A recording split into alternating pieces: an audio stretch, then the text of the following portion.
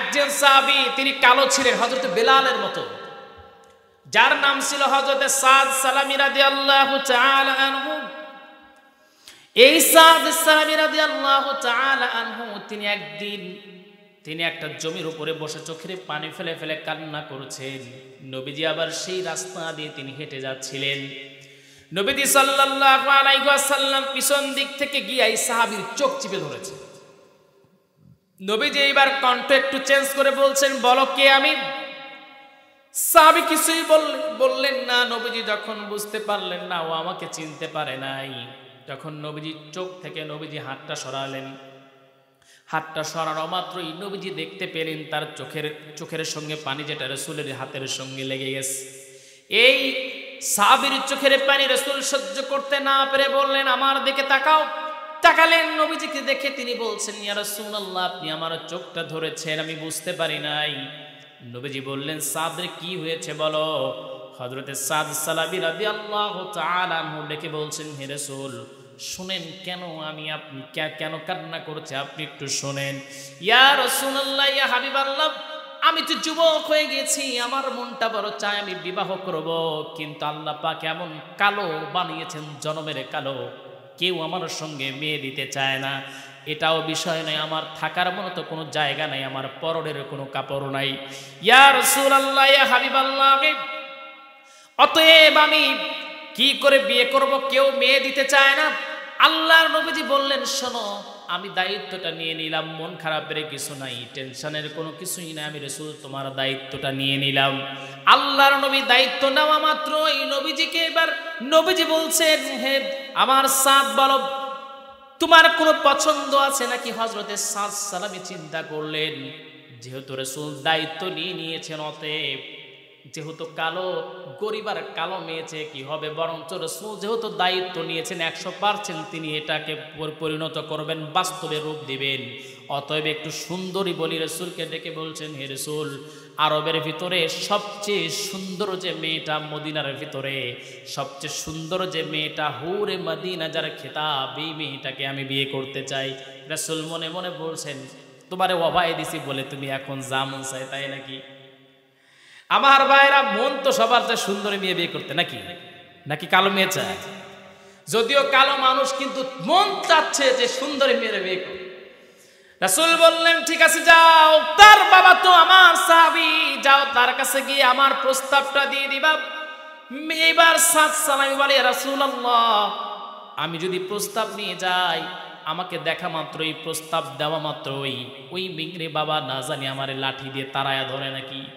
অতএব আপনি আমাকে একটা চিঠি লিখে দেন, যেই চিঠিটা নিয়ে তার বাবার কাছে দিব, তার বাবা কোনো কথা ছাড়া তার মেয়েটাকে আমার হাতে তুলে দিবে। রাসূল এইবার তাকে চিঠি লিখে দিলেন।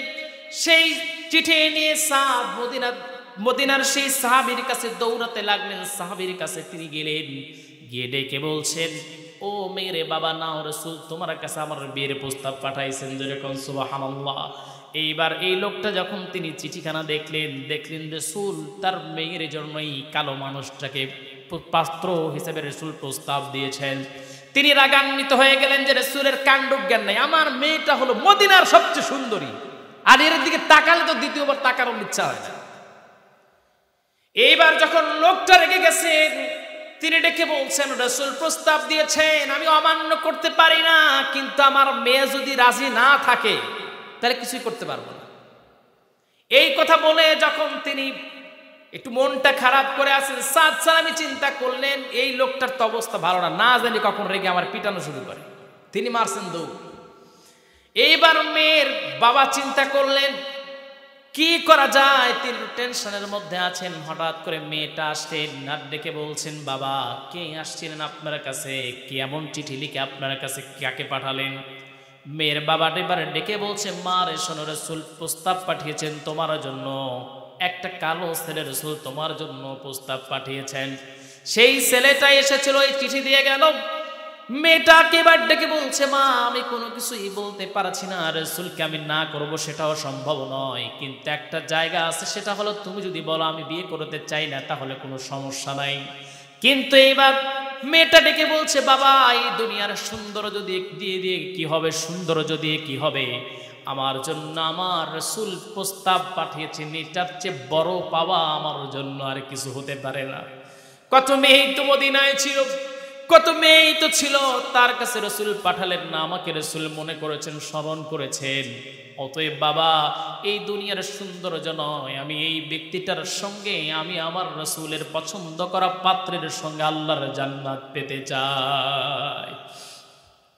এই কথা যখন বললেন, মেয়েটার বাবা বললেন, তাহলে আমার কোনো সমস্যা নাই। তিনি রাসূলের কাছে গিয়ে ডেকে বলছেন, হে রাসূল শোনেন, আমি তো আসছি, আপনি প্রস্তাব নিয়ে ছেলেটাকে পাঠিয়েছিলেন, আমি আমার মেয়েটাকে সাথে করে নিয়ে আসছি, আমার মেয়েটা আপনার বিবাহেতে আপনার প্রস্তাবে রাজি আছে। ইয়া রাসূলুল্লাহ, আপনি বিয়ের ব্যবস্থা করেন।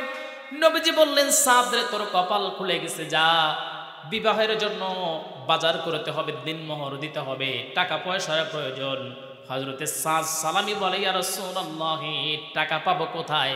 থাকারও তো জায়গা নাই, নিজের পরনে কোনো জামা আমার জামা কাপড় আমার নাই। অতএব আমি কি করে বিয়ের টাকা পয়সা জোগাড় করব? অতএব আপনি আমার বিয়ের দায়িত্বটাও নিয়েছেন, টাকার দায়িত্বটা আপনি নিজেই নিয়ে নেন। জোরে বলেন সুবহানাল্লাহ। এইবার নবীজি যখন বললেন, সাদ সালামি ডেকে বলছেন, ইয়া রাসূলুল্লাহ, তাহলে দায়িত্ব নিয়ে নেন।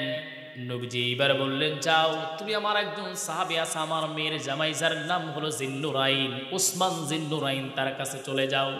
তার কাছে গেলেন, গিয়ে আবদার করলেন, টাকা দিয়ে দিলেন। রাসূল আর একজন সাহাবীর কাছে পাঠালেন, বললেন তার কাছে চলে যাও। তার কাছে গেলেন, তার কাছে গিয়ে তিনি 200 দিরহাম নিলেন, স্বর্ণ মুদ্রা তিনি নিলেন। এবার নবীজি বললেন, যাও, তুমি আমার মেয়ের জামাই আলীর কাছে চলে যাও। আলীর কাছে যখন গেলেন, হযরত আলী ডেকে বলছেন, শোনো, আমি তোমাকে কি দিব, আমার ঘরে আজকে কয়েকটা দিন হলো চুলাই জ্বলে না। এবারে সাদ সালামি বলছেন, ও আলী রে, শোনো, কোনো ডিস্টার্ব করবা না, বিয়ে করব, টাকার প্রয়োজন, টাকার জন্য পাঠিয়েছেন রাসূল, যা আছে তাই দিয়ে দাও। হযরত আলী টাকা দিলেন। সেই টাকা নিয়ে চিন্তা করলেন, বিয়ের জন্য বাজার করতে যাব। মনে বড় আনন্দ, যেখানে তার বিয়ে হওয়ার কথা না, সেখানে হুরে মদিনার সঙ্গে তার বিয়ে হবে। এই আনন্দ নিয়ে তিনি মদিনার বাজারে গেলেন বিয়ের বাজার করার জন্য। তিনি বিয়ের বাজার করবেন, হঠাৎ করে তার কানে চলে আসলো, হাইয়া আলাল জিহাদ, জিহাদের জন্য প্রস্তুতি নিয়ে নাও। কে যেন ডেকে বলছে, ও সাদ সালামি, তুমি কি শুনেছো নাকি জিহাদের ময়দানের জন্য রাসূল ডাক দিয়ে ফেলেছেন? অতএব আল্লাহর জমিন, আল্লাহর দ্বীন কায়েমের জন্য তোমাকেও জিহাদ করতে হবে। কিন্তু যে তাকে খবরটা জানিয়েছেন, তিনি জানতেন না হযরতে সাদ বিয়ে করবেন। হযরতে সাদ চিন্তা করলেন, আমি কি করব, আমার তো বিয়ের কথাই ছিল না, সেখানে বিয়েটা হবে, অতএব আমি কোন দিকটাকে বেছে নিব। এইবার হযরতে সাদ সালামি চিন্তা করলেন, বেঁচে থাকলে বিয়ে করা যাবে, কিন্তু যদি এই সময়টা অতিবাহিত হয়ে যায়, তাহলে জিহাদের সময় নাও পেতে পারি। অথবা এমনটা হতে পারে, আমার রাসূল জিহাদের ময়দানে গিয়ে, রাসূল তিনি জিহাদের ময়দানে তাকে হত্যা করা হলো, আমার রাসূলের দেহ থেকে রক্তক্ষরণ হলো, এটা আমি কেমনে সহ্য করব? হযরতে সাদ এই চিন্তা করে তিনি একটা বোরকা কিনলেন, কালো বোরকা কিনলেন। বোরকাটা কেনার উদ্দেশ্যটা হলো, যদি রাসূল তাকে দেখে, রাসূল তাকে পাঠায় দিবে, যাও সাদ, বিয়ের জন্য চলে যাও, বাজার করো, তোমাকে আজকে জিহাদের ময়দানের জন্য ছুটি দিয়ে দিলাম। এই কথা যেন নবী রাসূল বলতে না পারে, এই জন্য একটা বোরকা তিনি কিনলেন। এরপরে হযরতে সাদ তিনি একটা তরবারি কিনলেন, একটা তলোয়ার কিনলেন, একটা ঘোড়া কিনলেন, একটা ঢাল কিনলেন। জিহাদের জন্য তিনি ছুটলেন। হযরতে সাদ যেখানে তার বিয়ের বাজার করার কথা ছিল, তিনি সেখানে জিহাদের বাজার করলেন।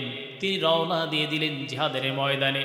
জিহাদের ময়দানে গিয়া তিনি তো মৃত্যুকে ভয় পেতেন না, সাহাবায়ে কেরাম মানতেন, যদি শহীদ হয়ে যাই, যদি মারা যাই, তাহলে শহীদ হয়ে যাব, আল্লাহর জান্নাতের পাখি হয়ে যাব। আর যদি বেঁচে থাকি, তাহলে তো গাজী হিসাবে বেঁচে থাকবো। আমার ভাইরা, আমার বন্ধুগণ, এইবার হযরতে সাদ কাফেরদের বিপক্ষে যখন জিহাদ করতেছিলেন, জিহাদ করতে করতে হযরতে সাদের দিকে একটা তীর নিক্ষেপ করা হলো রে। হযরতে সাদ তিনি মাটিতে লুটিয়ে পড়লেন। হযরতে সাদের দেহটাকে দ্বিখণ্ডিত করা হলো। আমার আপনার রাসূল যখন জিহাদ সমাপ্ত ঘোষণা করা হলো, রাসূল বললেন, এই জিহাদে কে কে শহীদ হয়েছে তার লাশগুলোকে নিয়ে আসো।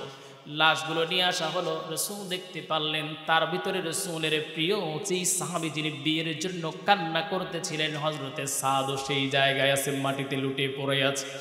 যার পুরো দেহটা রক্তে রঞ্জিত হয়ে গেছে। আমার আপনার রাসূল চোখের পানি ছেড়ে দিলেন, রাসূল একবার হাসলেন, রাসূল একবার কান্না করেছেন। সাহাবায়ে কেরাম প্রশ্ন করেছেন, হে রাসূল কেন আপনি এমন করে কান্না করেন, আবার হাসেন, কখনো রাসূল এমন করতে আপনাকে দেখি নাই। আল্লাহর নবী মুহাম্মদ সাল্লাল্লাহু আলাইহি ওয়াসাল্লাম ডেকে বলছেন, সাহাবীরা শোনো, আমার সাদ এই দুনিয়ার একটা আনন্দ থেকে সে বঞ্চিত হয়েছে, বিয়ে থেকে সে বঞ্চিত হয়েছে, কিন্তু আমি রাসূল দেখতে পারছি জান্নাতের হুর আর গিলমানেরা আমার সাদকে তাকবীর দিয়ে আমার আল্লাহর জান্নাতে নিয়ে যাচ্ছে। কঠিন হাসরের দিনে আখেরি নবীজি বিনে পাপী উম্মতকে করিবে পার, আর পাপী উম্মত কে করিবে পার। যত আল্লাহর নবী রবে নফসি নফসি বলবে সবে, কাঁদবে সবে হয়ে আলাচান। হারে কঠিন সেই নিদান, মায় চিনবে না গর্ভের সন্তান, স্বামী না চিনিবে পরিবার। বাঁচাও বাঁচাও ডুবে ধনী, সেই দিন নবীর গুণমণি উম্মাদ বলে করিবেন চিৎকার, পাপী উম্মতকে করিবে পার, আর পাপী উম্মতকে করিবে পার।